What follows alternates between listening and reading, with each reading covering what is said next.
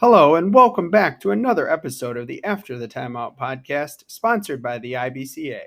We are a global podcast that shares the passion for the coaching profession. You will hear the stories of coaches from all around the world. We are covering the profession in game, outside of the game, and anything in between. As always, thank you for listening. We look forward to sharing the coaches' stories with you.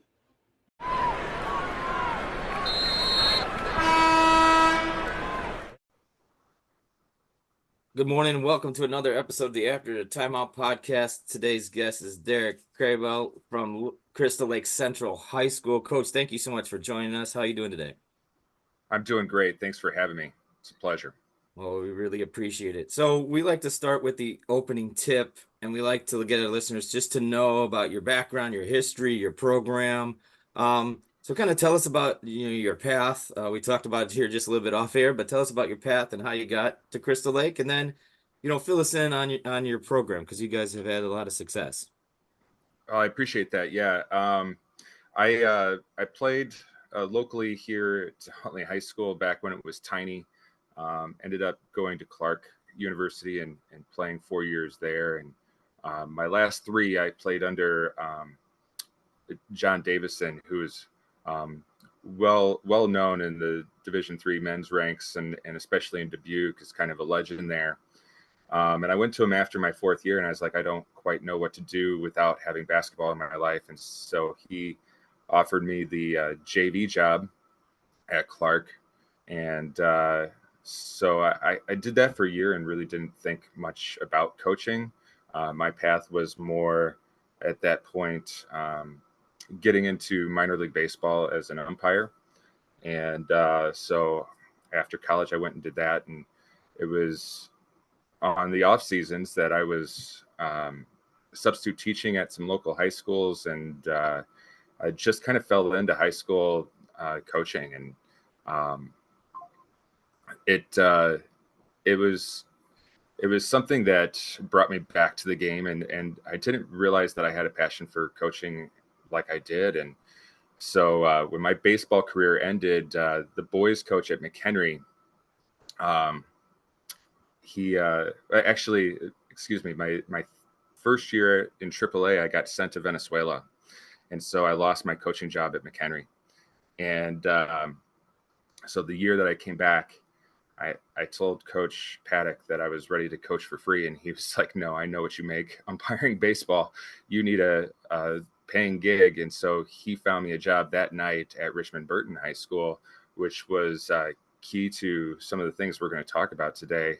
But Coach Creason taught me the ball press there and taught me something new. And then when my baseball career ended, I fell into a job at Crystal Lake Central, really. And I was told that I could not be an unpaid assistant under Seslowski at Central at the time, that there were open girls' jobs. And so I was an assistant there for 4 years. And then that coach left, and I got the reins. And so it's been a little bit of a journey, but as I've thought back about it, it's been really good to have been under-level coach at so many different places, because I got to learn a lot of great things from a lot of great people. So this is off topic. This is not basketball, but I don't think we can skip on you got sent to Venezuela, because I have a buddy who was played professional ball, and he has some stories from where he got sent different places and played winter ball. So maybe give us a little bit about that, because I'm sure that's a culture shock. It's interesting, a lot of different things, and probably some really good baseball too, to be honest. Yeah, so I actually came home after that season in AAA and told my wife that I was done. I was going to quit. They don't like me. Let's just quit. And she told me with a few choice words that they had to fire me, that I was not allowed to quit baseball. And so we went to a Milwaukee Brewers game that night, and I talked with some of the umpires, and there was actually a big league supervisor there. And I was with Coach Paddock and his wife and at the time. And so the supervisor and Paddock had a connection because of where they were from. And so pretty soon the big league supervisor calls me over and he goes, Derek, I don't know anything about anything, but I would not plan on coaching basketball this year. And the next morning I got the phone call to send me to Venezuela. And so I had just come off the road from 6 months of baseball, spent a month at home, and I was back on the road into a different country where I didn't speak the language, didn't know the customs, working baseball for another 4. And it was great. I loved my time in Venezuela. I had 2 very young children at the time. My middle child now had just turned 1. So that part was difficult. I was gone for Thanksgiving. I was gone for Christmas. But the baseball was fantastic. And really, the reason they send you down there is for you to get used to situations. And we had a situation every night in Venezuela. It was, I mean, if your name was Carlos and you were a manager, you were probably getting run by me that night. I don't know what it was. And actually, there was a Carlos, I can't remember his last name right now, but he worked for the Pittsburgh Pirates organization during the American season. And I threw him out like 4 or 5 times while I was down there. And I saw him the next spring, and he saw me, and he was like, Derek, and he comes over and gives me a hug. And I was like, what is going on? And he's like, oh, it's just Venezuela. We're supposed to get thrown out. It's okay. He goes, look, watch. And he started picking out people from the Dominican on the Pittsburgh team, Puerto Rico, Venezuela. And he's like, hey, who is this? And they're like, oh, that's Derek Crabill. He was in the Venezuelan league. And he's like, see, you got so much more respect now just because you went down there. That's awesome. So really cool. So it's interesting because it kind of leads into what I wanted to talk about, which was, you were an assistant for 16 years. And, Todd and I are noticing a pattern with so many people leaving the profession so young. So what do you think you have learned in those 16 years that kind of helped you be ready for a head coaching job? Because as Todd and I both joke, neither one of us would have been ready at the age that some people are getting hired now. Yeah, and I thought I was ready before I actually got a head coaching job. When I got that first JV job at Clark, one of the biggest lessons it taught me was I didn't know anything about how to coach a team. I just knew what I had learned as a player. I had never really studied things from a coaching standpoint. And so that really taught me that I didn't know anything. And because of that, I was kind of fire and brimstone. I flew off the handle a lot, and it was really, looking back on it, because I did not understand how to teach my players what I needed them to learn. And so that job really taught me that. And then it was a benefit to me to have worked under the number of head coaches that I have. Under Tim Paddock at McHenry for the boys program, we were steeped in man-to-man, half-court man-to-man, and high-low motion offense. And so I learned those things really well. Tim was a really good teacher. He put a lot of faith in me, running his freshman team for a couple of years and his JV team for a couple of years. And then when I was working his sophomore team, we practiced in the same gym as varsity and on a separate court, but every once in a while we'd be called over to kind of be the practice dummies. And so I got to be around that a lot. And actually, Tim got mad at me one night after a game. We had a double overtime fiasco in this freshman B game, and I stayed up for it. And he was like, no, I want you down on my bench. Don't stay up there for the freshman B. I need you down here. We've got a freshman B coach. So he really took me under his wing. And then when he got me the job at Richmond Burton, now I'm given a lot of freedom. except for defense. And Creason asked me to run all ball press. He goes, I don't care if you're up 30, down 30, or a tight ball game, you need to run ball press so that when they get to me at the varsity level, they understand the basics of ball press. And so that was brand new to me. He had to teach me. I didn't know anything about ball press at the time. And then I was like, okay, well, what about offense? He's like, you can run whatever you want. And so it allowed me to experiment a little bit in a pretty safe environment. And so at that time, like Calipari was winning championships at Kentucky, and dribble drive was the big thing. And so I dove into dribble drive a little bit and tried to mix in a little bit of what I had learned from high-low motion concepts. And it really allowed me to experiment quite a bit. And then when I came over to Central, I was working under another brand new head coach. Actually, we had been up for that job against one another, and Lichtenheld actually ended up getting it. And at the time, I was a little bit disappointed, but we became good friends and worked well together. And he knew that I wanted to be a head coach by that point. And he's like, so let's get you involved intimately with this, and let's really partner up and give you some responsibilities that they're going to look for in your next interview. And so like I got to help him make those decisions, but then he got all the questions and all the hates from that we all kind of experience as a head coach. Like everybody knows a little bit more than you do.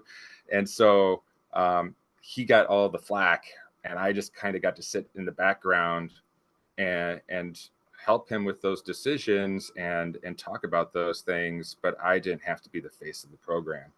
And so all of those things together really helped me. And then, to be quite honest with you, when I took the head coaching job, I've been super blessed to work with the staff that I've had. And there's been a couple of mainstays that have been with me from the beginning.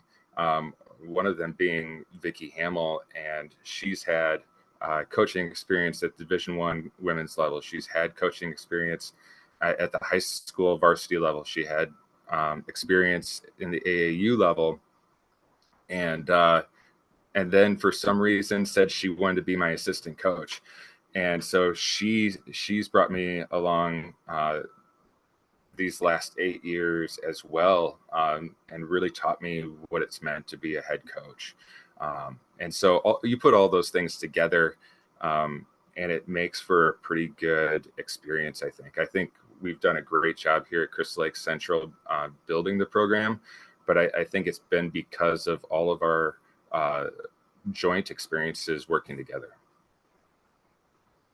She probably wanted the same thing as you did, right? She wanted to just coach and stay in the background and not have to deal with the stuff. There's a lot of stuff that goes on. That sounds like D1 assistant. Well, she has said, like, I know she's been courted by other schools to come and take over their program, and her husband's like, don't you want to be a head coach again? And she's like, she's always told me that she really appreciates the cohesiveness of our staff here, and I'll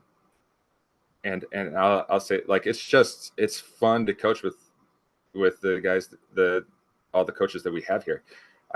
People ask me all the time if I miss baseball, and I tell them all the time, I don't miss the game. I don't miss umpiring. Like, it's like we were talking before we got started here. It's snowing outside right now. I don't miss a game right now. I miss the camaraderie of the crew. And so what's nice about our staff is we kind of have that camaraderie that I miss from my baseball days. And we enjoy being around each other. We enjoy being around the great girls we get to coach. And we enjoy being around the game that we've all loved our entire lives. Yeah, I will totally agree with you. I know, I coached with John a little bit, and I know he'll say the same thing about his staff. But, when I was at Vider, that's one of the things that kept me there so long is the camaraderie and how well we work together. And, just gelled, because I feel like at times that's not as common as people think. So I think Yeah. it's one of the most underrated things that people don't even know when you have an amazing staff and you realize that, and then you're like, wow, I didn't know this was something I always wanted. Right. Yeah, so it's well, and finding, I have had some movement in my staff, but it's important for, I found, for everybody to have a voice. And I think that's something that maybe I didn't recognize as an assistant for all those years, but something that was happening. Uh, Paddock let me have a voice in the entire program at McHenry Boy with the McHenry boys. Uh, Creason let me have a voice in the entire program at Richmond Burton. Lichtenheld let me have a voice, and um, maybe it's because I was kind of brought up that way in all the programs that I was in. But like looking back, like that was really important for my development. And so now, especially when I have all these great people working with me, like it's really important for them to have their voice in the program, and that gives them ownership, and that ownership then leads to great collaboration. I want to kind of go back to the officiating and tie it into your coaching experience. A couple Mm-hmm. multiple part question here. First, um, you know, in your officiating and umpiring experience, well, obviously you said the relationship with the crew, and you're kind of dealing with stuff every day. So how did you take those skills to help you with coaching, right? What are those skills that transferred over that were super important to help you in your coaching, job? I think it's handling situations. I think it's dealing with tough conversations. Um, it and it doesn't matter. I think whether I'm in the classroom talking to a student, or having to make a tough phone call home to a parent, or having a conversation with a player that maybe doesn't enjoy their role on the team or doesn't see the importance of it, or having a tough conversation with a parent about placement of their child within the program, whether that be on a level or whether it be kind of a role in on the team. I think that's what I bring with me from my experiences as an umpire. Certainly, different conversations, but our goal was to make sure that we communicate to the players and the coaches on the field um, what our decision was and why we were making it in a very succinct voice. And we had a quote we kind of lived by, that silence couldn't be quoted, because words kind of get people in trouble uh, when they're in an argument. And so I think dealing with those high pressure situations and those tough conversations is what I bring with me from those 10 years of professional baseball. So now let's go into, we've talked about this with guests before, but the state of officiating in any sport, I guess, right? Yeah. We're at a super shortage. You see guys, John, I don't remember who we're talking to, but he was talking about one of the last episodes where you'd have a guy in the JV, ref for JV game, and then come to a Hmm. varsity game. And it's really hard. I mean, I'm sure you pulled multiple, double headers in umpiring and things like that. It's hard to stay focused and be on top of your game.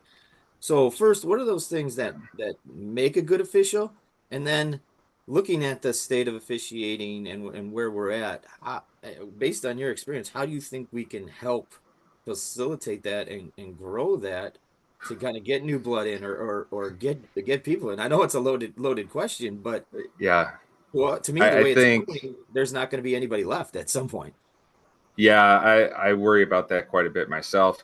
I think what makes a good official, I, I I think it's it's dealing with situations, right? It is being able to handle and manage a game.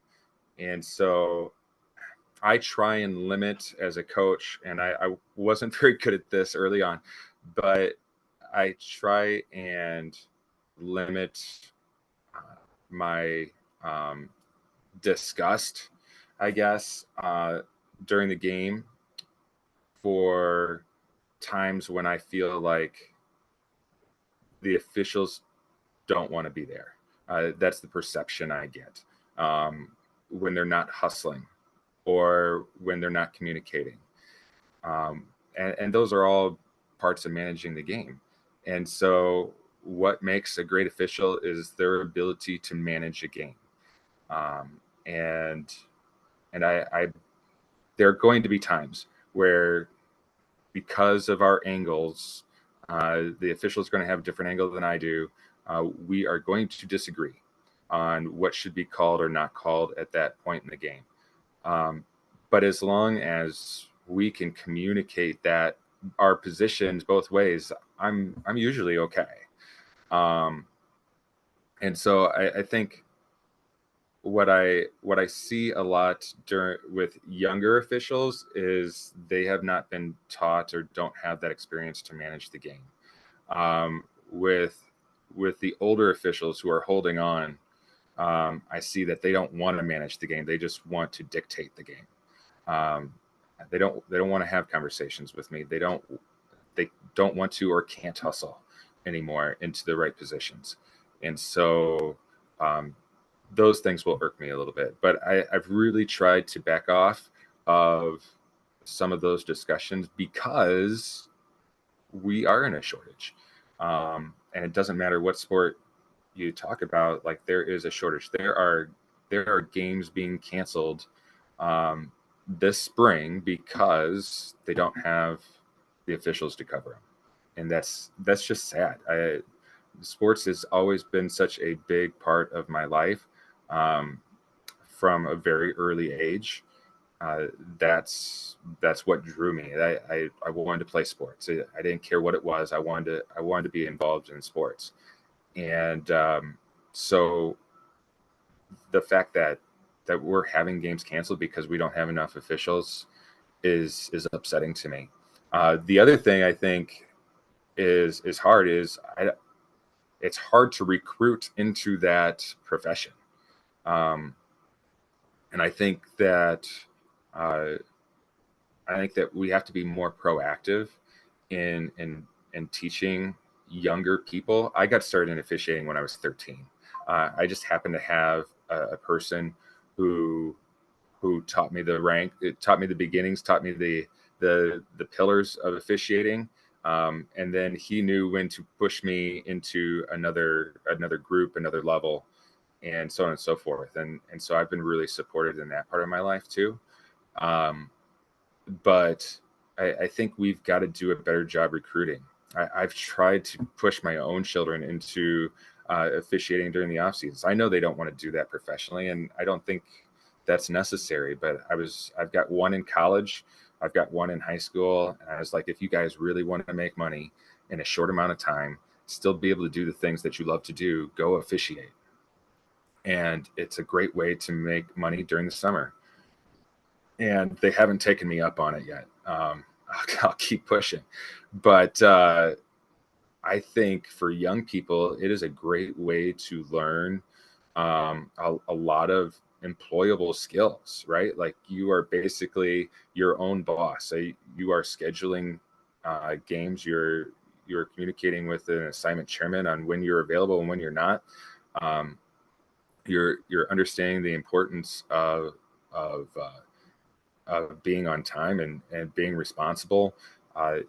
You have now experiences of managing games and managing situations that are tough. And these are all employable skills that can be translated to any profession. And so I think we need to do a better job of recruiting intentionally at the high school and collegiate level for kids to start officiating. And then I think this is the tough one. Like, how do we get people to act appropriately at a game. So many times I hear officials talk that they're leaving the profession because of what they have to deal with during a game. And so I don't know that I don't know that I've succeeded, but I've tried to impress upon the people that come to our games that it's important to cheer for the people on the floor, and not against another team or not against an individual or not against the officials. That we should be really cheering for the players. And I think if we can have a little bit more understanding and empathy for the people around us, I think we'll find more people staying in that profession. So it's interesting, and you look through the history of Crystal Lake Central, and there was an extended period of time where there wasn't a ton of wins and losses success. But you guys were able to turn it around, and I've coached against you, and you guys do an elite job. So what do you think led to kind of winning that first regional after such a long time, and kind of building that sustained success? Because we have so many, young coaches, assistant coaches, coaches taking over programs that listen to our show. What are some things you would say to them and how to develop into where you are now?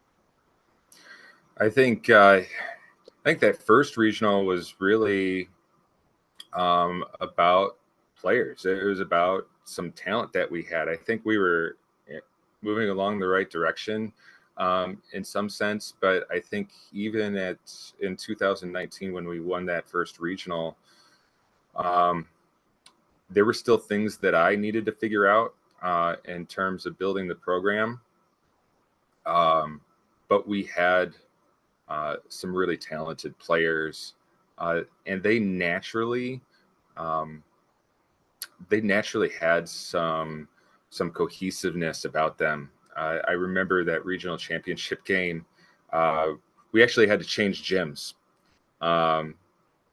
after the third quarter. There was a leak during the entire game right in front of our bench, and they had one of the boys coaches sitting there with a mop, and as the ball was down on the other end, he was mopping to get that part of the floor dry and getting off the floor as the players were coming down. And after the third quarter, we had a couple people slip there, and so they were like, we're going to move this upstairs to the old gym.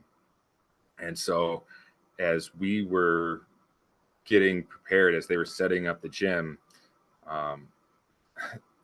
the other coach had her team over in the corner and was coaching them hard and so forth. And my players were in a huddle. And I mean, I've never prepared for that situation. I didn't know quite what to do. And so I was like, well, she's coaching hard. Like, I better go over and coach my kids. And I had a senior at the time who was a really good soccer player. She wasn't even, she was a good basketball player, but her passion was soccer. And she saw me coming over and she's like, Coach, we're good. We got this. She said it nicely, but she's basically, we don't need you in here right now. And so I sat down next to my assistant coaches and I was like, I think we just won this thing. And they're like, why? I'm like, because I'm not allowed in that huddle. And so if they're coaching each other and they feel prepared, then I think we're good. And we ended up winning a close game that day. But what I found was we needed to be more intentional as coaches at creating that culture. That culture that year just kind of happened because of how close those players were off the floor anyways. And so if you look the next year, we lost a bunch of talent and we didn't have a very good season. And to be quite honest with you, it was really tough. It was, we didn't have that same culture. And it was that the angst of that year that led us into what we're doing now, which is I spend a lot of my time. I was actually listening to Coach Colston on your podcast recently, and he was talking about college. It's like 90% of your job wasn't coaching basketball; it was only 10%. I kind of feel that way right now as a high school coach. I feel like my job is really culture building, and I think if I were to help a young coach right now, it would be start with culture. And your first, second, and third job is building culture. And you have to be intentional about it. And just because it's good at the moment doesn't mean it's going to be good tomorrow, next month, or next year. Like, it is a constant building of that culture. And so we work really, really hard on that. And if I was mentoring a young coach, that would be the first thing I'd say. I think the second part is young people skills development. I was having a discussion with a young coach at another school, and he was kind of complaining about the lack of skill development in his varsity kids. And I was like, man, I hear you. And I think that's partially due to the COVID shutdown. But I also think it's due to kind of what's being taught at the younger levels. I think it's less and less. I just heard a clip from Kobe Bryant several years ago where he talked about the AAU game and how it's all based on rewards and not about skill development. And so our program has tried to give kids, not only in our program, but in our area, opportunities for skill development. We'll run our camps in June, and then in July, Hamel will run a skill development camp out of another school, and we invite girls from all over the area. Like, come, like, we just want to coach basketball. We want to coach skills. And so we've done that in the past.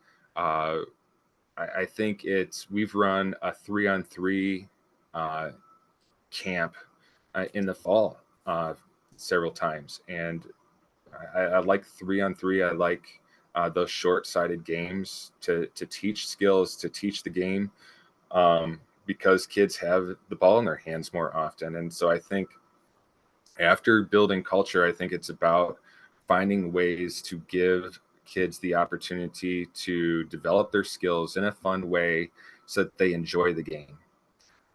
I think if they're enjoying it and they see that culture that's being built, I think then they're more apt to want to stick around. And because of the amount of skill, different types of skills that are necessary to play this game, I think it's hard. And I'm not trying to take away from any other sport, but you look at soccer, as a 5-year-old, you can go out, you can kick the soccer ball around, you can score a goal.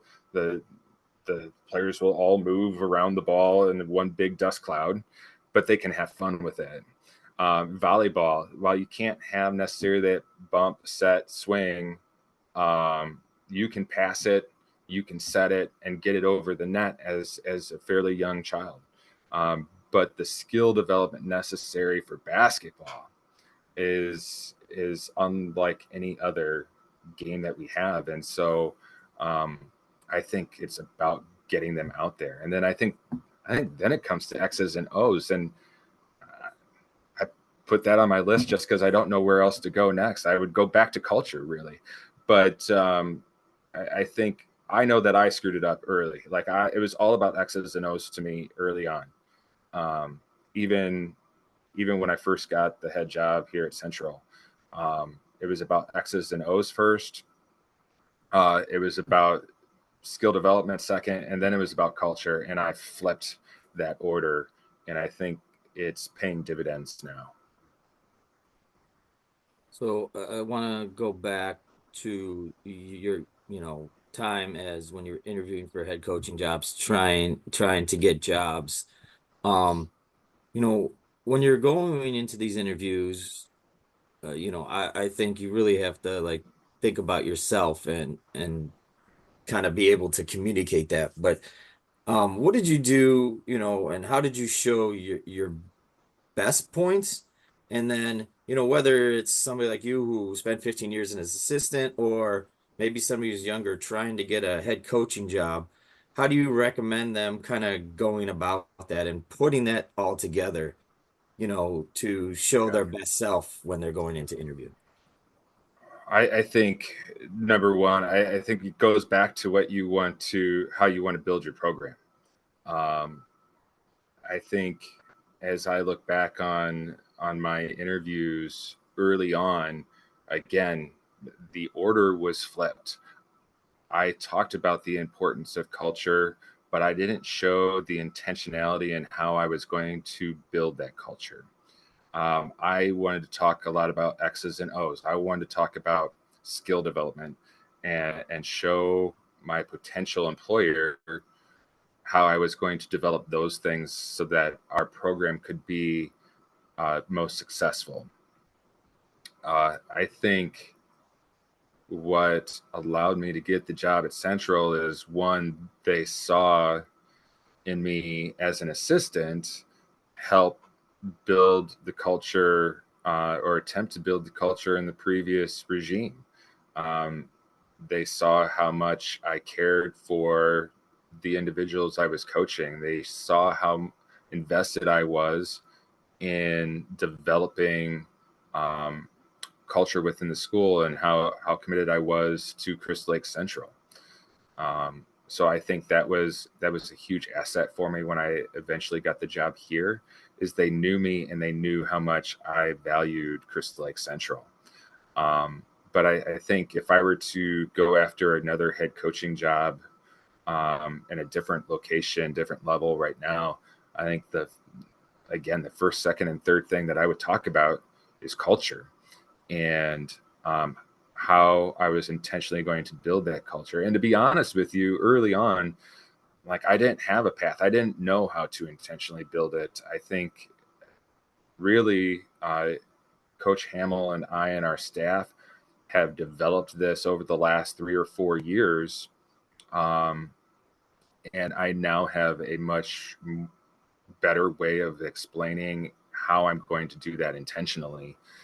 And I think that's what would set people apart if they were able to talk about that within an interview and give specific examples on how they're going to do that. Really, I mean, the high school administrators that I know and talk to, like, they want to see how you're going to make their individuals better, how you're going to make those players better people. That's what they care about first, and we all want to win. I have my wife would say, an unhealthy need to win. My kids usually don't want to play board games with me anymore because I have to win before we're done. But we all have that. If you're involved in sports, you want to win, and it's important. But I think as I've gotten to talk to more and more college coaches, I've been blessed to have some very talented players. As I talk to more college coaches that are recruiting some kids that we have in our program, none of them want to talk to me about skills. None of them want to talk to me about what they're doing on the floor, their averages during a game. They don't want to talk about that. And so I'll have hour and a half long conversations where we really don't talk about basketball, even though we're both basketball coaches. They want to know about the kid. They want to know what type of person they are, what type of leader they are, what type of teammate they are. And so I have shifted my focus. Our staff has shifted our focus to creating those skills and being intentional about those things, rather than being letting those come and talking about those things in moments where they present themselves.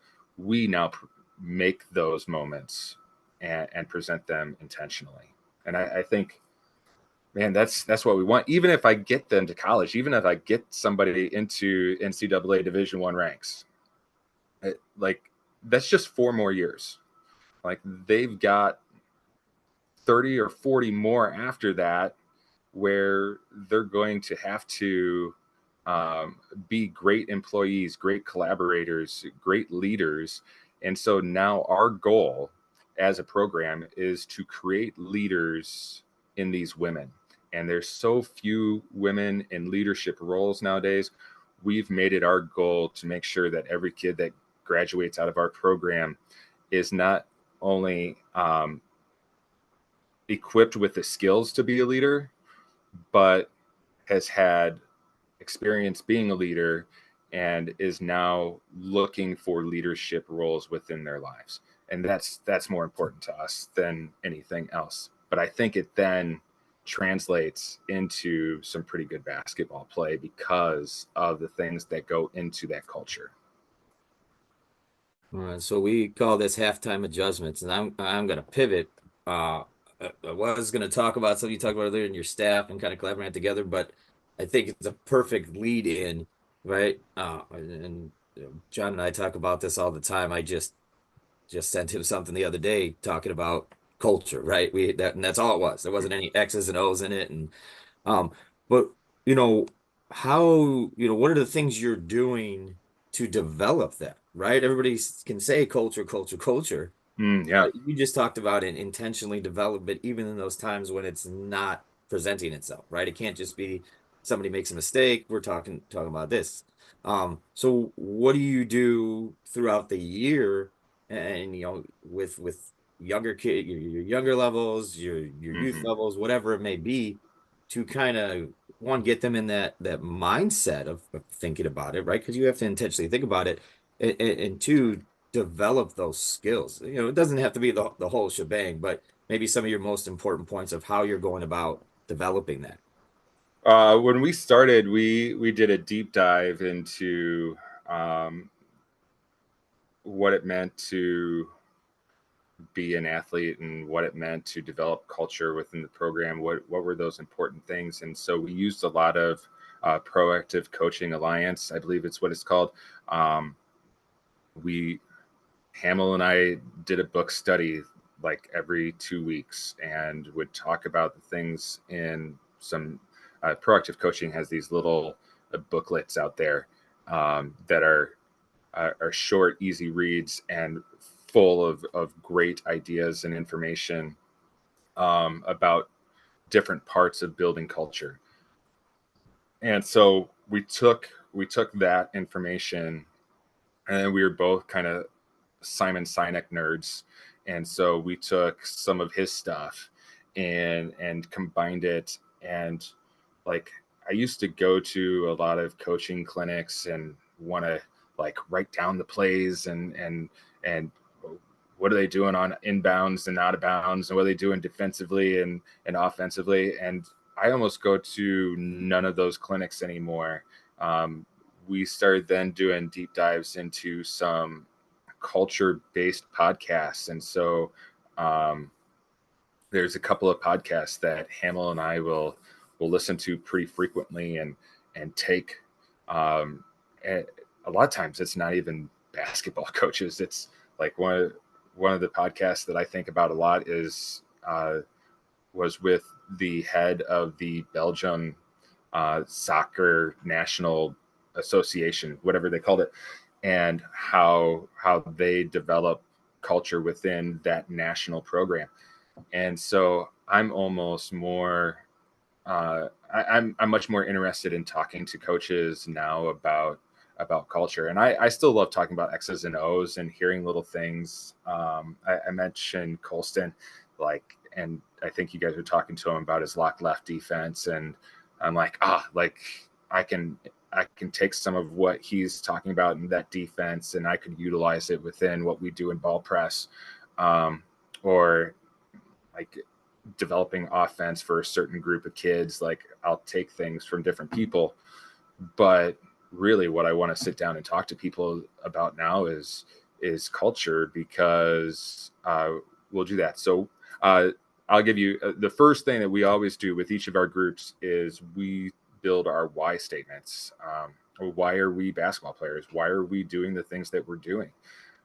Why would we put ourselves through 4 months of Crabill's practices to play in 31 games, a little bit more if you get into the playoffs?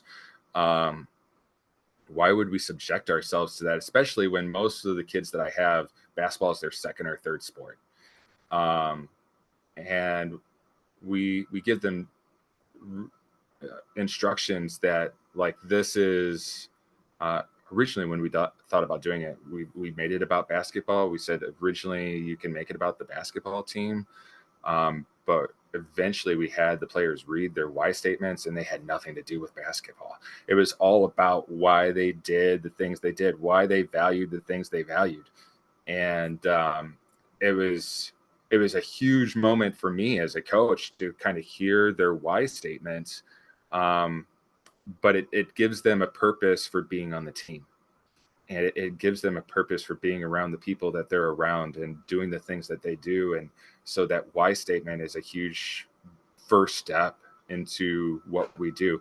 And then after that, like, Hamill and I will have certain topics, and we built it a lot. Oklahoma University put out on Twitter or something a few years ago, like the 10 ships before a championship. And so we've kind of built our curriculum, if you will, around those 10 ships. And we'll have the kids actually present, and we'll help them a little bit. We'll give them some information, and they'll develop a Saturday lesson basically on their ship. And they've got to have some information. They've got to have an activity for their group. And they've got to have some discussion within it. And so our Saturdays, a lot of times is very limited in a gym.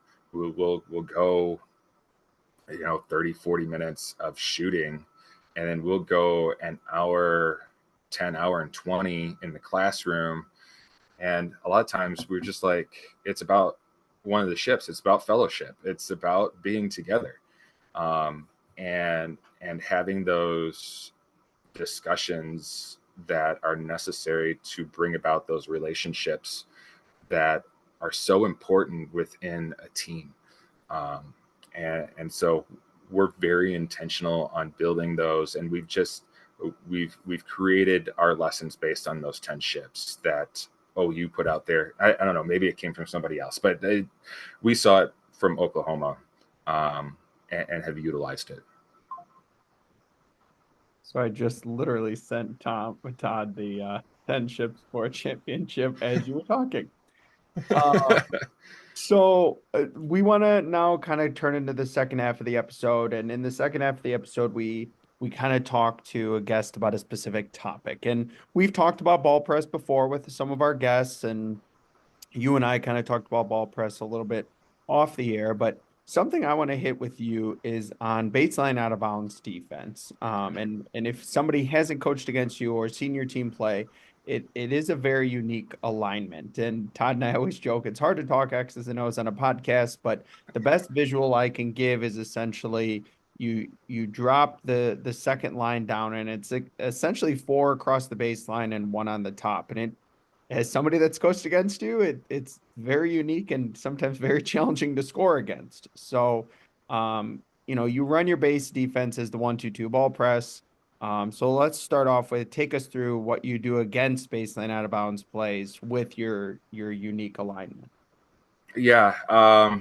Well, and I got to be honest with you, like, this was not my brainchild. This is not something I figured out. This was something that I was taught when I was, with Creason at Richmond Burton. And at first I did it because he told me to. And then as I was around the program a little bit more, like, and taking bus trips with him, and, taking some road trips with him to watch some college teams practice and play. We got to have some of these conversations.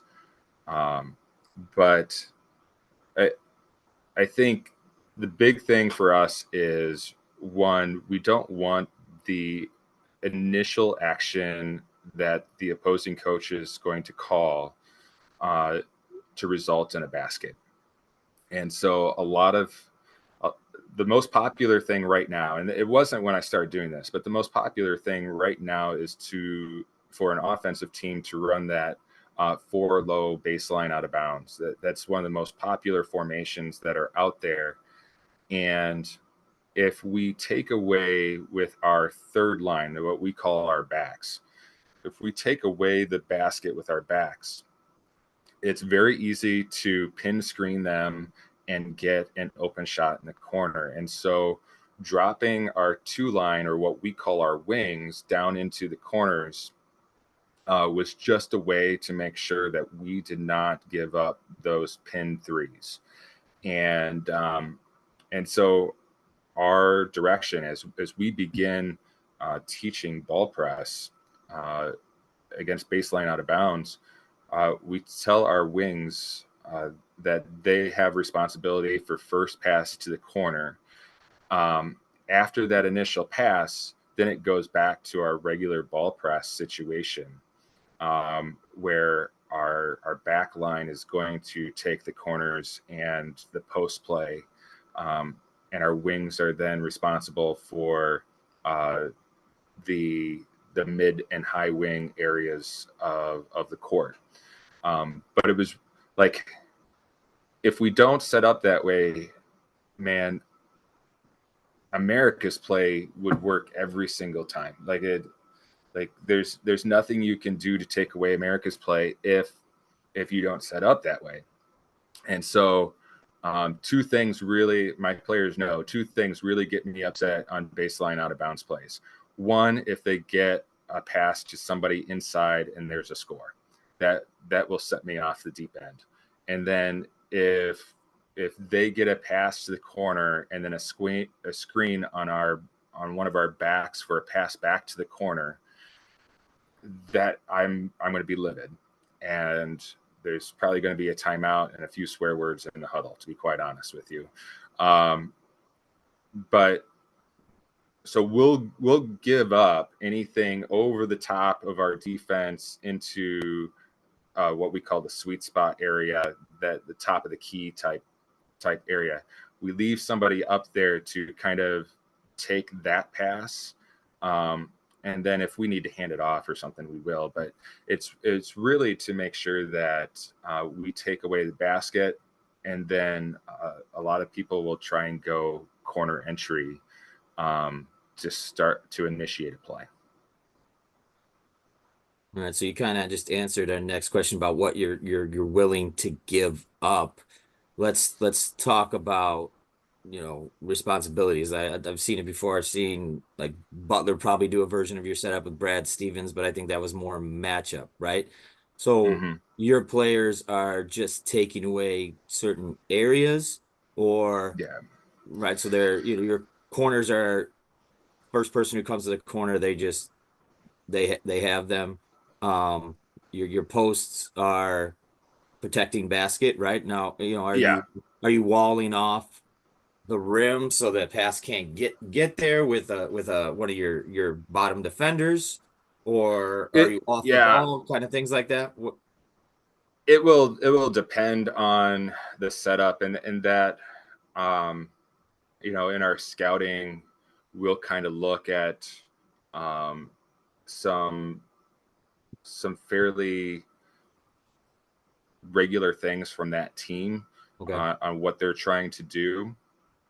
One of the reasons we went to ball press originally, one of the reasons why Creason went to ball press, was he saw Lincoln run it, and so he actually went to Lincoln to learn it. And so I kind of run a version of what Lincoln did, but with a few Creason changes to it and modifications to it. But we did it because, generally speaking, there's about 3 things, maybe 4 that coaches generally do against ball press. And so it takes away a lot of the detail stuff that you gotta scout for when you run in man-to-man. Now, our defense is predicated on man-to-man, and when I know I sent the PDF over to Jon, what I put together, coaches always ask me, like, what are the drills that you do? Like, you show us the responsibilities, and I think I got a couple of drills in that PDF that I sent over. I only have like 2 or 3 drills that are ball press oriented. The rest is all man-to-man. It's all drills that I've taken from man-to-man coaches that I've done growing up, playing man-to-man, coaching man-to-man, because I firmly believe that any good defense is predicated on man-to-man principles. In fact, this year, and I know I sent some video to you guys from our season, we were playing pretty poorly defensively early on in the season. And so over Christmas break, our players got introduced to what they now hate calling the CLC defensive boot camp, where we spend the first 15 to 30 minutes of our practice on individual man-to-man concepts and drills, including rebounding, because those were our 2 biggest things and that were really hampering our success early on this year. And after Christmas break, after going through that boot camp every day, we ended up finishing the season, I believe 15-2. And it was largely due to our defense. So the same thing I find happens in baseline out of bounds plays. Like, there are a couple of actions they might set up in it a little bit differently, but there are a couple of actions that are fairly regular for teams to try and do, depending on who their best player is, their best scorer is. Or maybe they've got an inside person and a shooter. In high school, you tend not to have a ton of teams that have like 2 or 3 shooters and a go-to post. And so you kind of have one or the other, or maybe one of each. And so our idea is to take away that, as I said, that initial action for that player. And then once that initial action is done, then we're right back into ball press and can do things. So to get back to your original question, I'm sorry if I kind of rambled on here a little bit, but depending on how they set up will kind of depend on what we do in our setup initially against the baseline out of bounds. Yes, we're always kind of in that 1-4 low setup defensively, but our angles might change a little bit dependent on what they typically try and get out of a baseline out of bounds play or what we're trying to take away. And so what we talk a lot about defensively is angles, whether it's in our baseline out of bounds or whether it's in our half court defense or whether it's in our full court pressure. It's all about angles and making sure that we're directing the ball where we want to get it. And what we tell our girls is we want to keep it in 2 quadrants, generally on the sideline. And so the other team can decide which side they want to go to. But we're then going to try and keep it on that single side. And it kind of goes back to some man-to-man concepts where if you eliminate half the floor, now you're in a pretty good position to help each other out. You're in a pretty good position to rebound. And as long as you've got somebody keeping the ball in front of them with some decent pressure, it's tough to do a lot of things offensively. So kind of the last question I kind of want to hit on is definitely more adjustments and end of the game. So, in different scenarios, you create your defensive advantages maybe what are some things that the offense you see commonly that the offense does to counter it? And then maybe in the end of the game, what are some of the things you kind of do to counter it back? So kind of take us through those most common chess matches you have during the game, especially I would assume during conference opponents who have seen it for years and multiple times a year. Well, one of the films I think I sent you was our game against Hampshire this year at their place, and I'll be honest with you, there were a couple of points during the game where I looked at my assistants and I'm like, I'm kind of running out of adjustments here. Eric does a nice job over there. Eric Samuelson does a nice job over at Hampshire. And you're right. Everybody in the conference, everybody in the area knows that I run ball press, and we're okay with that. I'm okay with sharing it because I think we do a really good job of running it the way we ask our kids to run it. And so offensives have to make adjustments to whatever they do. One of the things early on that I found, and I think this was fairly normal when you saw a team run zone, like this is certainly what I was taught even as a young player in junior high and high school. Like if you're running against the zone, you want to get it into the middle of the zone. And so early on, I felt like a lot of teams would put their best player kind of in that high post area, or at least cut them into that high post area and try and get them touches in there where they could score. But I think with analytics, the way they are being used today, a lot of coaches see that as a poor shot. And so what we're finding now is teams are kind of using that high post area just as a way to move the ball from side to side on the court. And so we used to really like, it can't get here.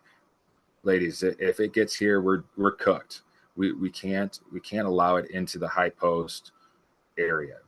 But now as I watch film on teams, I noticed that they're not scoring a lot from there. And so we put less. I still don't want it there, but because it does allow them to change sides of the floor fairly easy.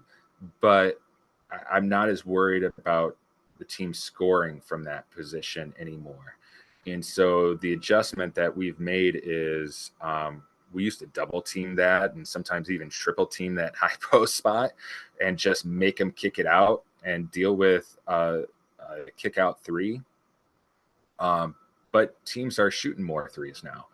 And so the adjustment that we've made right now in our defense is, okay, if it goes in there, we don't like it there, but our one level, our chaser, what we call our chaser chases that ball in there and then I said, just be a mosquito, just be annoying and make them kick it back out, preferably to the same side as it came in.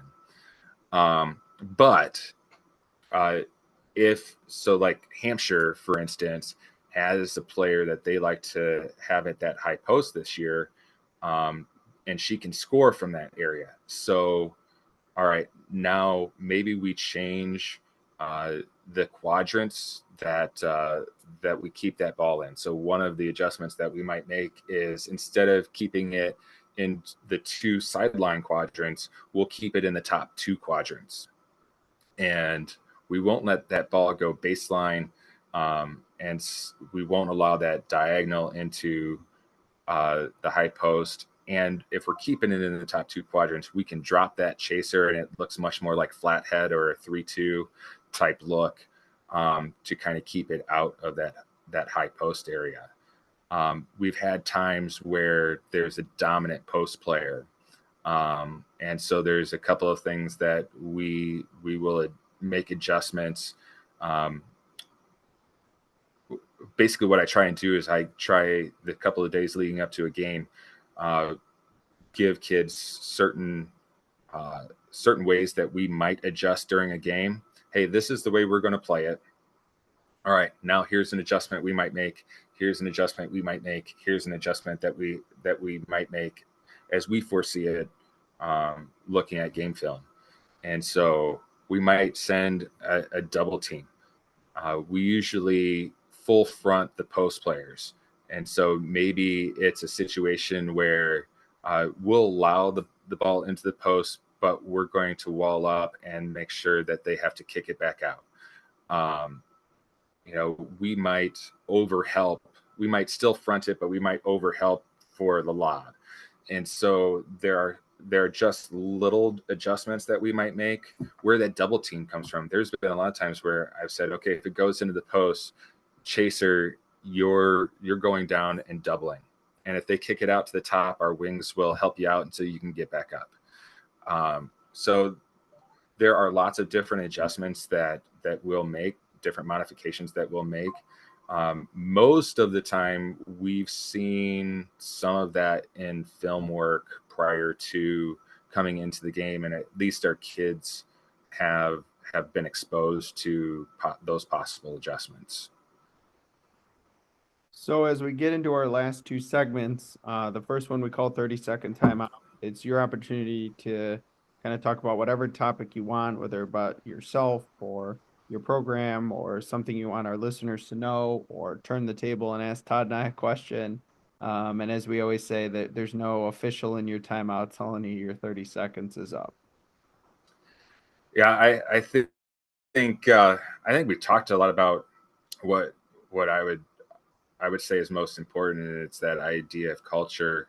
And I think it's our job, and I think about this even if I was a college coach. I think this would be my focus. But I think that culture building is really what's created some of our success. I see a lot of teams early on, a lot of teams at the end of the year who are just kind of like, oh, it's been 4 months. If we lose, then we get to go watch Netflix and eat bonbons. But our girls genuinely hate the end of the season, hate that final loss. And I think it's less about the basketball and more about each other. If you can find a way to create that culture where kids love one another, love being around one another, and will do anything for one another, I think that's more than anything, more than any X's and O's, more than any BLOB or any sideline out of bounds or anything like that. I think that culture will pay dividends in the end. All right, so let's go. Quick hitters here, kind of rapid fire, random questions. Answer any way you want. Have some fun here.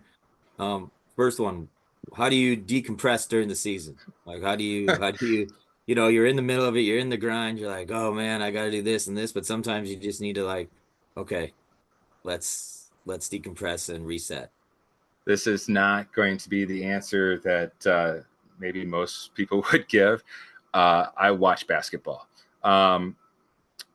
My wife, God bless her, loves the game almost as much as I do. And so we literally will have dates to go watch other teams play. Like, and she brings it up. It's not me. I swear it's not me, but she'll be like, hey, we got nothing tonight. The girls have nothing tonight. Do you want to go have dinner? Yeah, let's go have dinner. And during dinner, she's like, hey, you know what?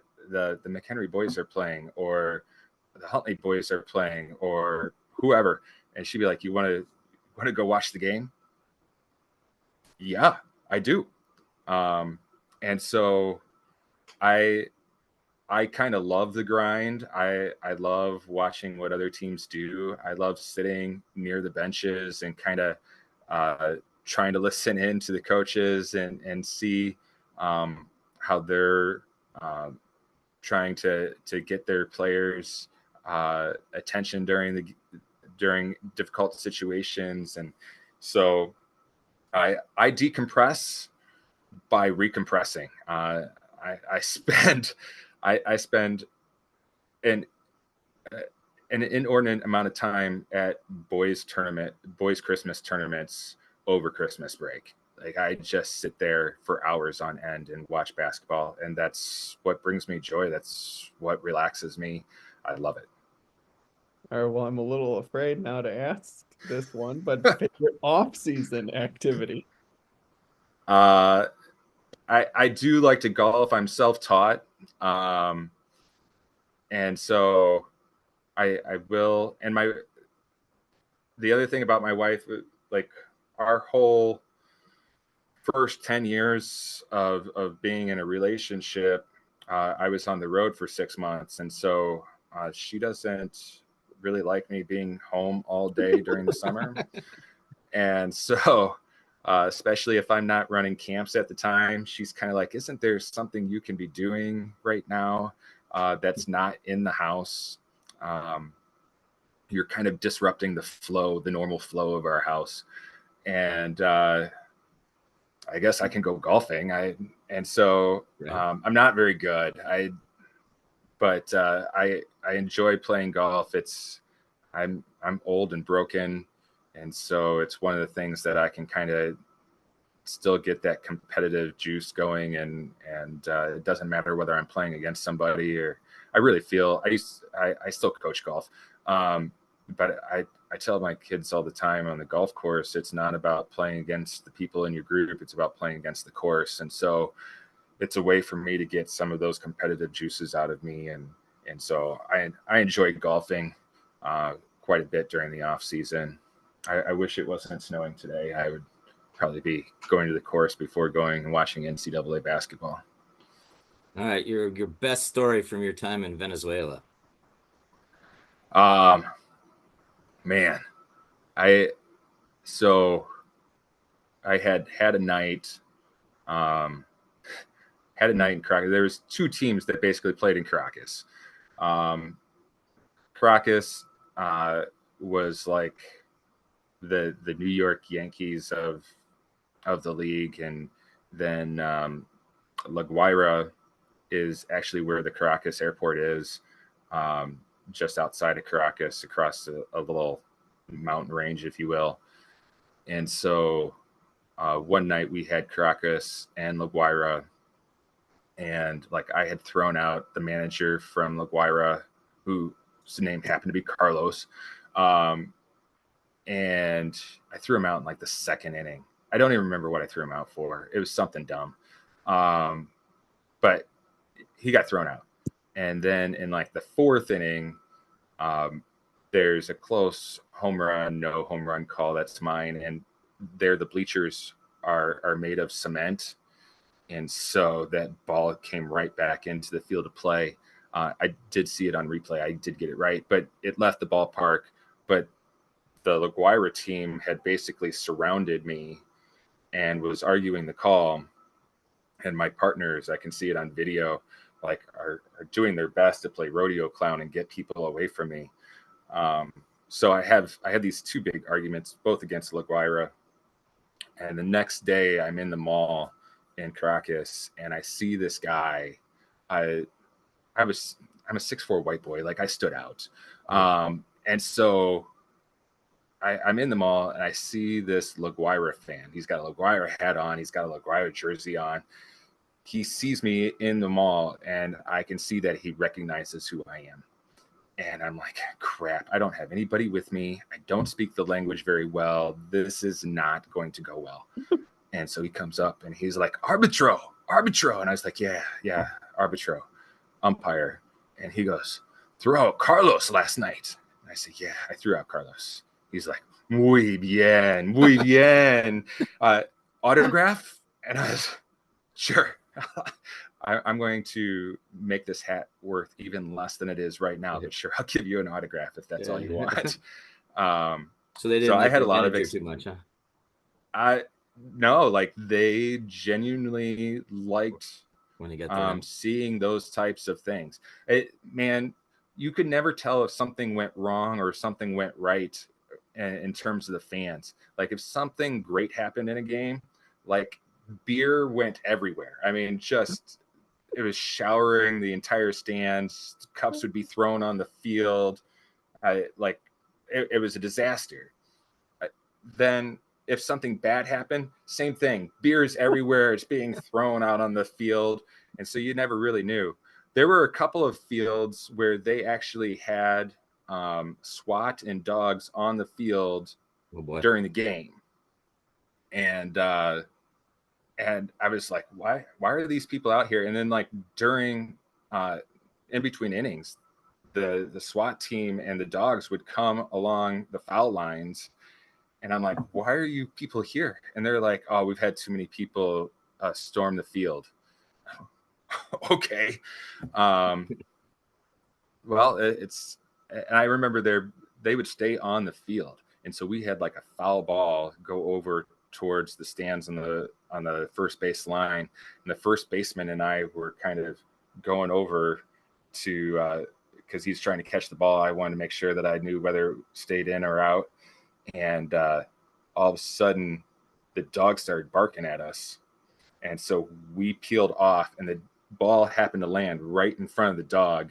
And the dog picked it up, and we were just like, foul ball, like, who cares? Like, at least none of us got bit, type thing. So it was an experience. I loved my time down there. We drank way too much. But it was the closest that I worked 12 big league spring games in my life, but spring games really aren't like big league games. I mean, don't get me wrong, they're cool. I got to umpire with some great big leaguers in the games, but when you get towards the end of the season in the winter leagues or the playoffs in the winter leagues, it is almost all big league players, and it is truly a high stakes big league game at the end of the season, and it's a lot of fun. So recently, you passed your 100th win as a high school coach, I believe. So do you have like a favorite win or a weird win or one you were like, I can't believe we won, anything like that? I think I kind of talked about that first regional win,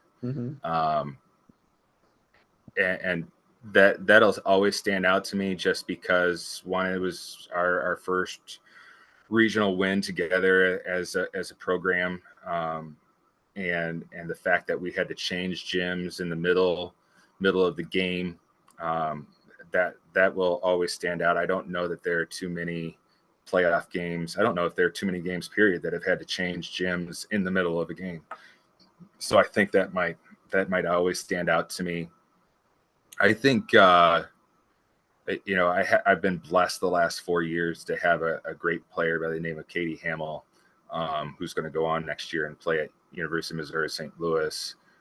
We lost the game this year, but she scored 40 points against Marion Central this year in our Christmas tournament championship game in overtime. And what's been super special about she scored 720 points this season alone. And what kind of stands out to me are there times where I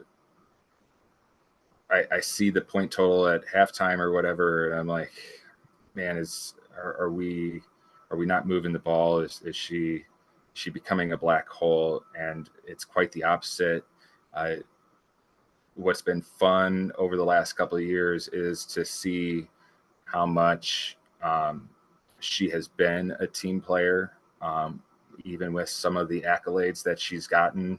I think probably my proudest moment as a coach was last year. Before the season, we've stopped doing captains. I know there's lots of different ways to do captains, but I kind of tell my seniors that, hey, I expect you all to be leaders. I expect all of you to do those captain-like things. And so I had sat them down before the season and said, how do you guys want to do captains? I'll do them whatever way you want, but we could vote for it. I can choose them. The staff and I can kind of collaborate and decide who's going to be the captains, or you guys can just share the duties and we'll rotate who was the captains for the game. And I was like, I can leave the room and you guys can discuss it and then call me back in when you're ready. And they're like, no, we already know. I'm like, all right. And they're like, we want to do the rotation. We agree, like we should all be doing those things that you expect out of captains. But we only want to do it that way if you include Katie Hamill as one of us. And she was a junior at the time. And so for the seniors to give up a little bit of maybe that pride, that status, and not really give it up, but share it with Katie, because they saw in her some of the same things that we see in her, was pretty special. And told me that we had a really special group last year. And I know we didn't win regional. I thought we played really well against Carmel and got beat. And Carmel, of course, had a really good team last year. And Jordan Woods was a great player. But I think that was one of my proudest moments. And I think a lot of the games that I think back to are games that we lost, but played really well in. And I just brought up that Carmel game. Like, we played really well against Carmel. But it sometimes even though you play well, you don't get the win. And I think that's a huge lesson for all teams. One of the 10 ships before a championship is hardship. And that loss is hard when you've played so well. But when you can get players understanding that it's about the process and about doing the things the right way and doing the right things, when they can appreciate that at the end of the game, even after a loss, that's really special. And that's what will get my emotions going at the end of a game. Well, Coach, we can't thank you enough for joining us today. This was an excellent episode. I think the twist of the umpiring was even better for our listeners. The stories were great. So thanks for joining us today. We appreciate it. Well, thank you for having me. And I appreciate what you're doing.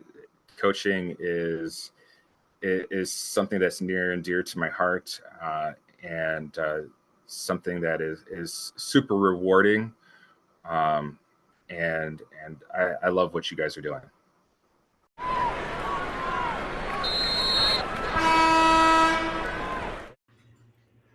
Thank you for listening to another episode of the After the Timeout podcast in partnership with the IBCA. Please be sure to rate us on whatever platform you are listening and give us a 5-star rating. For more show content and updates, please follow us on Twitter at After the Timeout. As always, thank you for listening. Tune in next time for more content on the court, off the court, and anything in between.